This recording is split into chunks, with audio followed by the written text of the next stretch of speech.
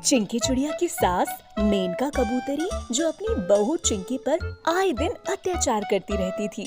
ऐसे ही एक दिन चिंकी गैस पर खाना बना रही होती है, तभी उसकी सास वहाँ आकर उससे कहती है, ओ महारानी, गैस पर खाना नहीं बनाना है, तुझे चूल्हे पर खाना बनाना है। चूल्हे पर खाना बनाने के लिए लकड़ियों की जरूरत होती है, तो जाकर जंगल से लकड़ियाँ ले आ, समझी? माँ जी, गैस तो खत्म नहीं हुई, फिर मैं चूल्हे पर खाना क्यों बनाऊं? वो इसीलिए क्योंकि तू दहेज में गैस सिलेंडर लेके नहीं आई थी, इसीलिए तुझे चूल्हे पर खाना बनाना पड़ेगा। और जाकर लकड़ियाँ ले आ, वरना तेरी टांग तोड़ दूंगी मार मार कर।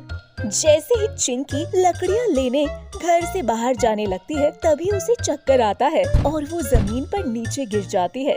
उसकी सास किसी तरह से उसे उठाकर अंदर ले जाती है और डॉक्टर को फोन करती है।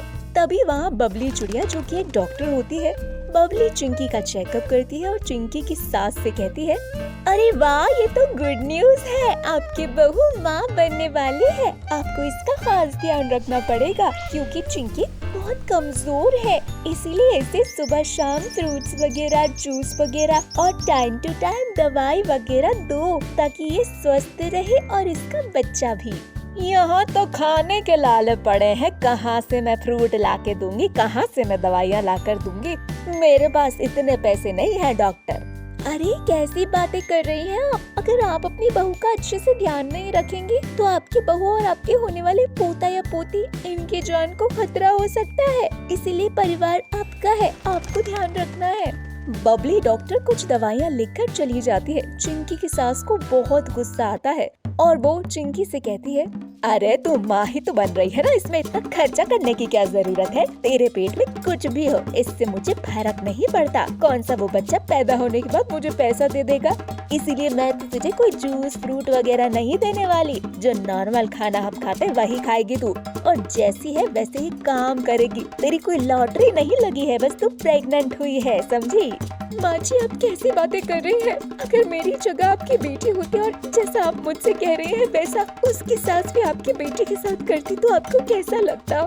चिंकी की सास को बहुत गुस्सा आता है। चिंकी के मुंह से ऐसे शब्द सुनकर वो गुस्से से लाल पीली हो जाती है और वहीं पास में रखा एक डंडा उठाकर चिंकी को बहुत बुरी तरह से मारने लगती है। चिंकी बहुत चिल्लाती है और उसके आसपास के कुछ पक्षी घर आ जाते हैं। थोड़ी देर बाद चिंकी बेहोश हो जाती है। चिंकी के आसपास के पड़ोसी चिंकी को उठाकर फिर से बबली डॉक्टर के पास हॉस्पिटल ले जाते हैं। बबली डॉक्टर चिंकी को एडमिट कर लेती है।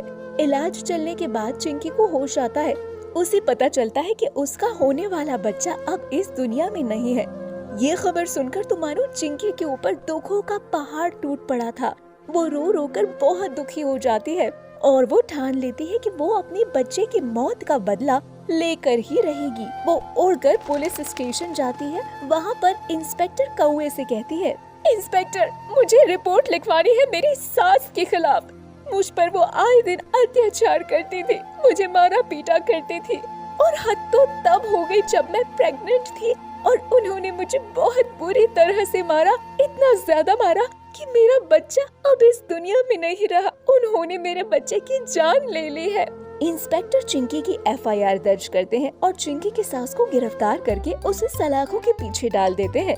सलाखों के पीछे जाने के बाद चिंकी की सास को अपनी गलती का एहसास होता है और उसने कहीं न कहीं बहुत बड़ी गलती की है।